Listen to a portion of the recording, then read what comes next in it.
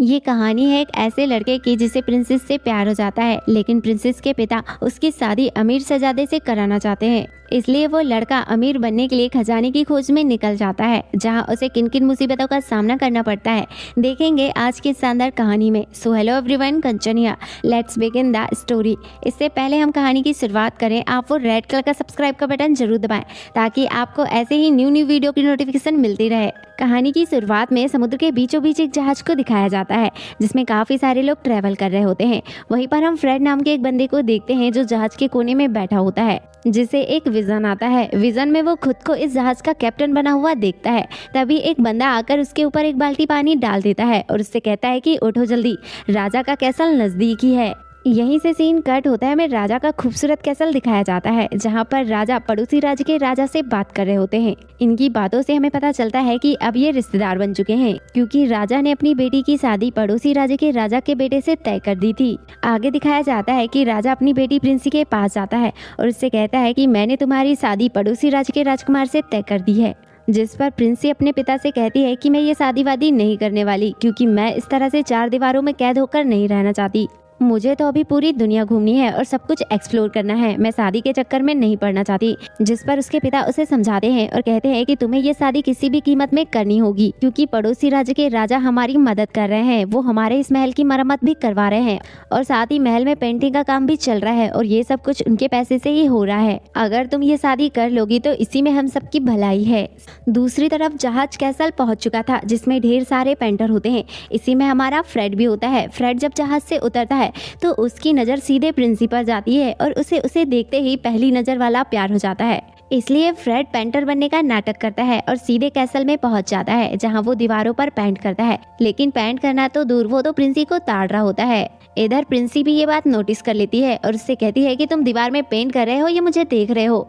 जिस पर फ्रेड उसे सारी सच्चाई बता देता है और कहता है कि वो कोई पेंटर नहीं है, बल्कि उसे उससे पहली नज़र वाला प्यार हो गया है।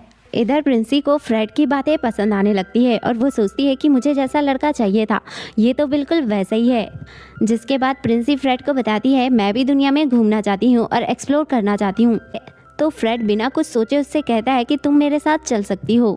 पर प्रिंसी कहती है कि ये सब कुछ इतना आसान नहीं है जितना कि तुम्हें लग रहा है, मैं तुम्हारा इंतजार करूंगा। ऐसा कहकर वो वहाँ से चले जाता है। फ्रेड के जाने के बाद राजा वहाँ पर आते हैं और प्रिंसी से कहते हैं कि कल तुम्हें जैक से मिलना है तो तैयार रहना। अब हमें नेक्स्ट डे का सीन दिखाया जाता है जहाँ जैक कैसल में एंटर होता है। उसके एंटर होने पर उसका जोरों शोरों से स्वागत किया जाता है। साथ ही उसके आने पर महल में बहुत बड़ा फंक्शन रखा जाता है। इसी दौरान हम जैक को देखते हैं जो प्रिंसी से मिलता है। दूसरी तरफ फ्रेड का सिर्फ वहाँ से जाने वाला था। फ्रेड बड़ी उम्मीद लगाकर प्रिंसी का वेट करता है। तभी उसका फ्रेंड उसे समझाता है और कहता है कि वो राजा की बेटी है, वो तुम जैसे गरीब को भाव नहीं देने वाली। लेकिन अपना फ्रेड प्यार में अंधा होता है, इसलिए वो जहाज छोड़कर कैसल के अंदर आने लगता है। इधर पार्टी में जैक अपने साथ एक केस लाया होता है जिसमें एक खूबसूरत लड़की होती है, जिसे देखकर सभी लोग हैरान हो जाते हैं। तभी प्रिंसी जैक से पूछती है कि तुमने इस लड़की को पिंजरे में कैद करके क्यों रखा है। तो जैक उससे कहता है कि असल में जिसे तुम एक खूबसूरत लड़की समझ रही हो वो खूबसूरती के भेष में एक चुड़ैल है जिसका नाम नैन्सी है। अब जैक उसकी सच्चाई सामने लाने के लिए नैन्सी से कहता है कि अपने असली रूप में आओ।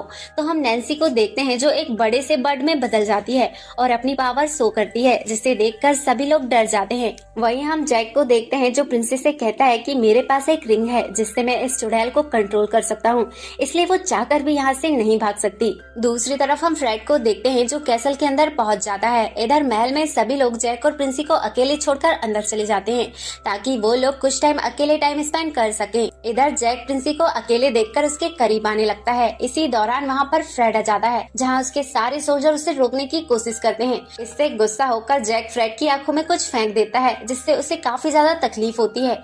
वहीं पर प्रिंसी जैक से उसे छोड़ने की रिक्वेस्ट करती है, लेकिन जैक उसे कैद खाने में डलवा देता है। इसी वजह से प्रिंसी गुस्सा होकर वहाँ से चले जाती है। इधर हम फ्रेड को देखते हैं जिसे जेल में नैन्सी मिलती है जो एक चुड़ैल है, जो उसे बताती है कि मैं एक विच जरूर हूँ लेकिन एक अच्छी विच हूँ जिसने आज तक किसी को कोई नुकसान नहीं पहुँचाया है। और अब वो फ्रेड को सारी बातें बता देती है कि राजा उसकी बेटी की शादी जैक से इसलिए कराना चाहता है क्योंकि उनके राजकोष का धन खाली हो गया है और अब उनके पास इतने पैसे भी नहीं है कि वो अपना राज्य संभाल सके। जिस पर फ्रेड पूछता है कि आखिरकार राजा के पड़ोसी राजा के पास इतना धन कैसे आया, तो नैन्सी उसे उसी रहस्यमयी जंगल के बारे में बता देती है और कहती है कि वहाँ पर बहुत सारा खजाना छिपाया गया है।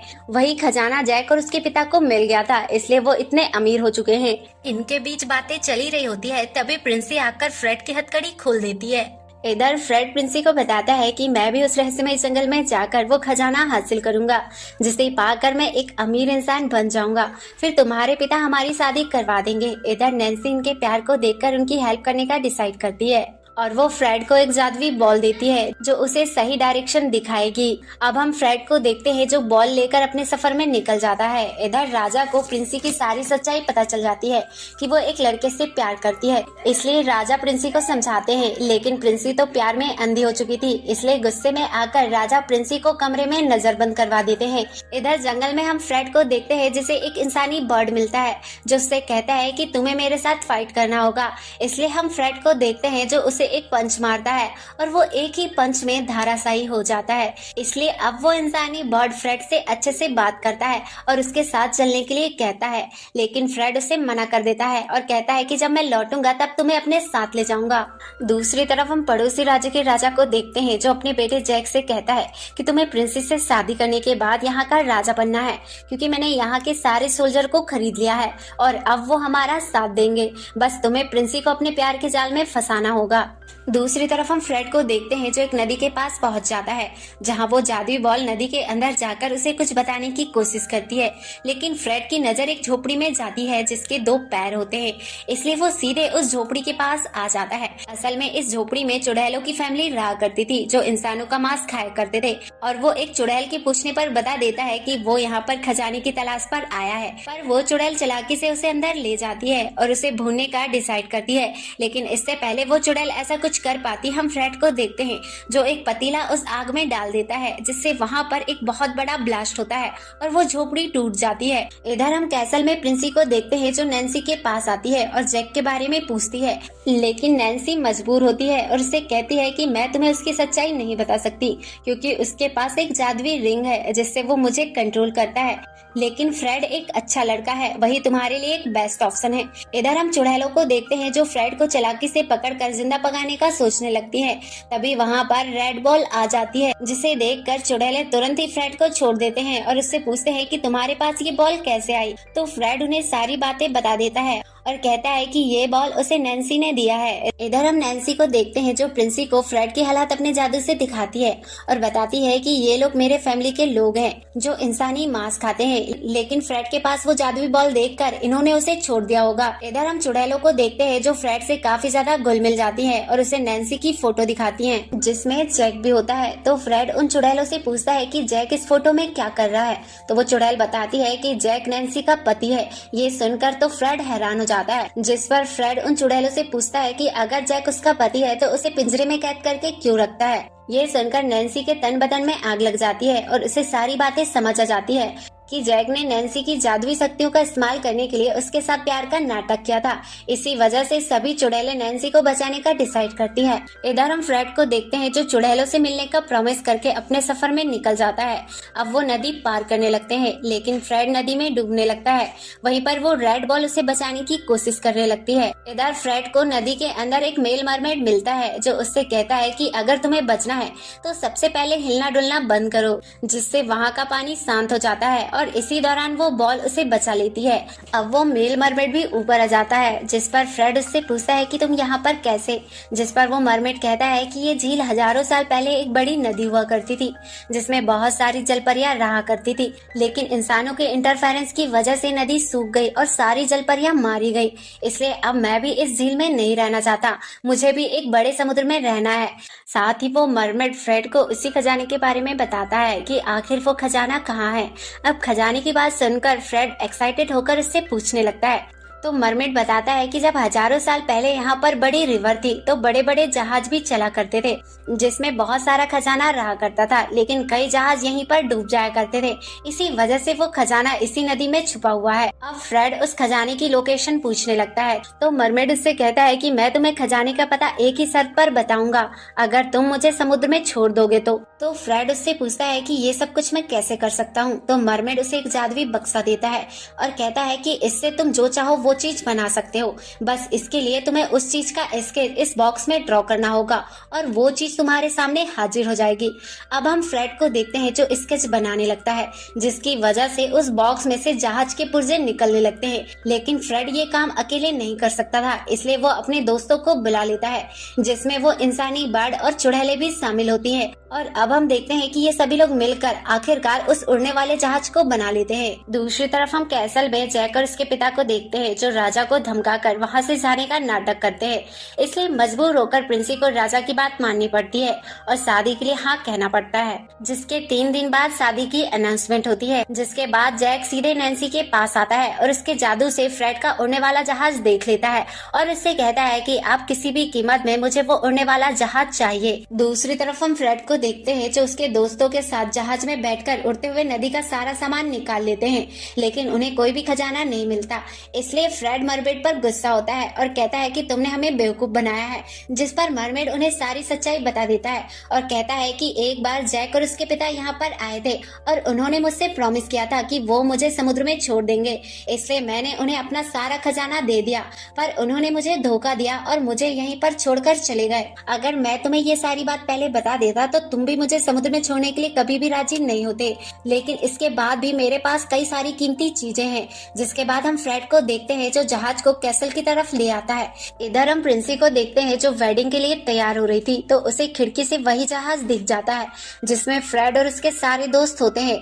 इधर जैक को ये सारी बातें पहले से पता होती है, इसलिए उसने फाइट की सारी तैयारी कर रखी थी। कैसल के सारे सोल्जर जहाज को रस्सी से नीचे खींचने लगते हैं। तभी हम चुड़ैल को देखते हैं जो उन्हें झाड़ू से मारने लगती है। जहाज में फ्रेड भी सोल्जर से फाइट करता है। इधर हम जैक को देखते हैं जो अपने सोल्जर्स को कमजोर पड़ता देखकर तोप चलाने का ऑर्डर देता है, जिसमें बहुत सारी रस्सियां बंधी होती हैं, लेकिन वो चुड़ैल उन्हें रोक लेती है। जब इन सब चीजों से काम नहीं बनता तो जैक नैन्सी के पास जाकर उसे फायरबर्ड में बदलकर जहाज में आग उगलने के लिए कहता है। वहीं पर नैन्सी मजबूर होती है, इसलिए उसे ऐसा करना पड़ता है। इधर हम फ्रेड को देखते हैं जो जहाज की सारी रस्सियां काटना चाहता है ताकि वो जहाज को ऊपर उड़ा सके। तभी वहाँ पर फायरबर्ड बनी नैन्सी आ जाती है और फ्रेड को रोकने की कोशिश करती है। तभी इंसानी बर्ड आकर नैन्सी को रोक देता है। इतने देर में फ्रेड रस्सी काट देता है और जहाज ऊपर उड़ने लगता है। इधर मरमेड समुद्र को देखकर समुद्र में कूद जाता है। वहीं पर हम फ्रेड को देखते हैं जो जहाज की सारी जंजीरें तोड़ देता है, जिसमें फायरबर्ड बनी नैन्सी फंसकर समुद्र में गिर जाती है,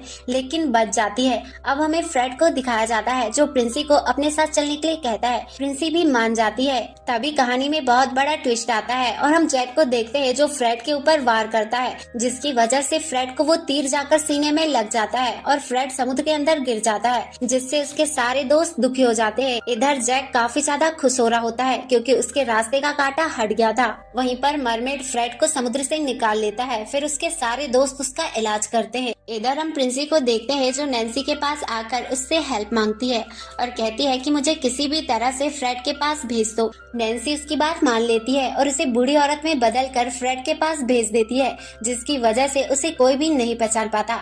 इधर हम प्रिंसी को देखते हैं जो बूढ़ी औरत के रूप में फ्रेड के पास आती है और उसे किस करती है, जिससे फ्रेड ठीक हो जाता है, लेकिन फ्रेड उसे पहचान लेता है। इधर हम जैक को देखते हैं जो नैन्सी के पास आता है, तो वहाँ पर उसे प्रिंसी नजर आती है। तो वो उससे पूछता है कि तुम यहाँ पर क्या कर रही हो। तो प्रिंसी उससे कहती है कि नैन्सी ने मुझे यहाँ कैद करके खुद यहाँ से चले गई है, पर असल में ये उसकी चाल होती है ताकि वो जैक को पागल बना सके।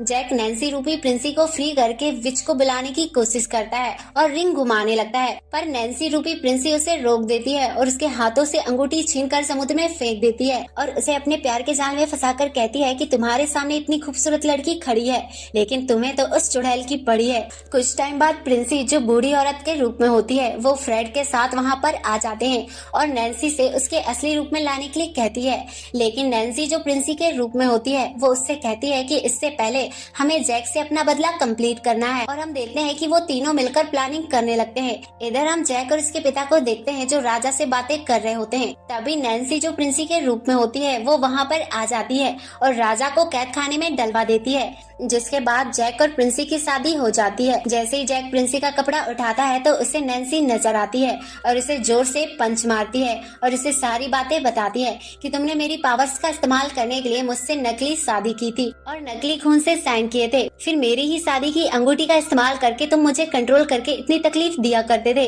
लेकिन आज तुमने मैरिज डॉक्यूमेंट में असली खून से साइन किए हैं, जिससे मैं आजाद हो गई हूँ और अब मैं तुम्हें नहीं छोड़ूंगी। अब हम नैन्सी को देखते हैं जो प्रिंसी को बूढ़ी औरत से उसके असली रूप में ले आती है। दूसरी तरफ फ्रेड राजा को जेल से आजाद करता है। इधर हम जैक को देखते हैं जो भागने की कोशिश करता है, पर नैन्सी फायरबर्ड बनकर उसे उड़ाकर ले जाने लगती है। इधर हम मरमेड को देखते हैं जो जैक के पिता से अपना खजाना वापस मांगता है, इसलिए जैक के पिता को जेल में डलवा दिया जाता है। जिसके बाद फ्रेड और प्रिंसी की शादी हो जाती है और वो अपने सपनों की उड़ान भरते हैं, जिसमें वो पूरी दुनिया को घूमकर एक्सप्लोर करते हैं। और इसी के साथ इस मूवी की हैप्पी एंडिंग हो जाती है। आई होप आपको एक्सप्लेनेशन पसंद आई हो। अगर आपको एक्सप्लेनेशन पसंद आई तो वीडियो को लाइक और चैनल को सब्सक्राइब जरूर कीजिएगा, क्योंकि एक वीडियो को बनाने में बहुत ज्यादा मेहनत लगती है।